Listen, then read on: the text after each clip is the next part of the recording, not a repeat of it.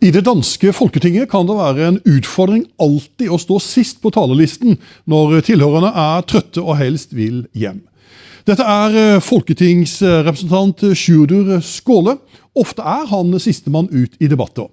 Men han visste råd med et grep som for noen kan være litt på kanten av det som tillatt.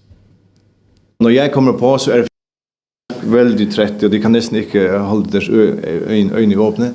Så hvis jeg ikke sier noe som fanger, som får dem til å åpne opp et gryne, så det ingen chance for å bli hørt. Det ikke en scene hvor James Bond går i seng med en av de her rigtig flotte damer, og hun spør ham, hvorfor har du pistolen? Prøver du endelig å ha pistolen med i seng? Han svarer, jeg kun til sikker sex. Altså.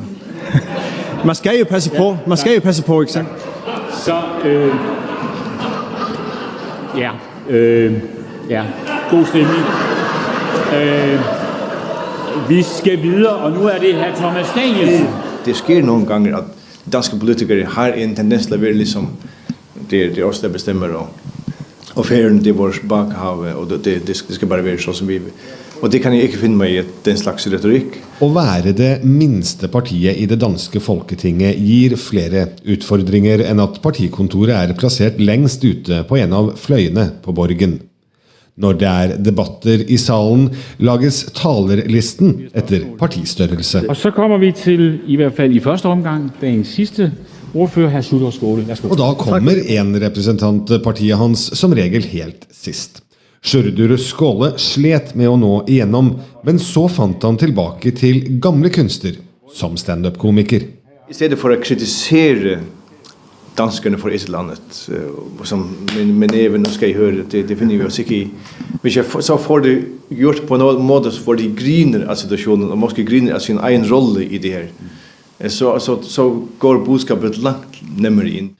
Og derfor husker mange at han sammenlignet statsministeren med den litterære hvalen Moby Dick i en debatt om Mink-saken, da Mette Frederiksen muligens ulovlig beordret avliving av all mink i Danmark under koronapandemien, og opposisjonen sto i kø for å kritisere henne. Enhver regeringschef vel som Moby Dick, der setter kurs ud på de åbne hav med fuld af optimisme og virkelyst. Hvordan det at have rollen som Moby Dick sådan en dag som i dag? Men der jo et enormt fokus. Når harpunerne kastet, så bliver alt analyseret. Altså man kan sige, det gode ved at være Moby Dick jo, at der er jo nok ikke et dyr, man hellere vil være end hvalen. Som... Tæl med en færing. Ja. Der kan være enkelte dage, hvor det knap så godt, men... Han får nå ofte medieoppslag etter sine taler og blir godt lagt merke til, noe den politiske rådgiveren hans liker godt. Han kommer sent på, og da kan det være vanskelig å fånge folks oppmerksomhet, men han lykkes ganske bra med det.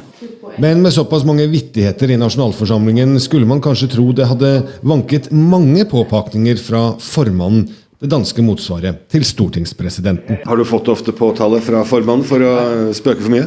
Nei, jeg som Gary Lineker, Tottenham-spilleren, han spiller en hel karriere uten å få et guldkort. Og jeg Folketingets Gary Lineker. Jeg har aldri fått en påtale. Selv om jeg beveget meg litt ut etter tangenten noen ganger. Altså.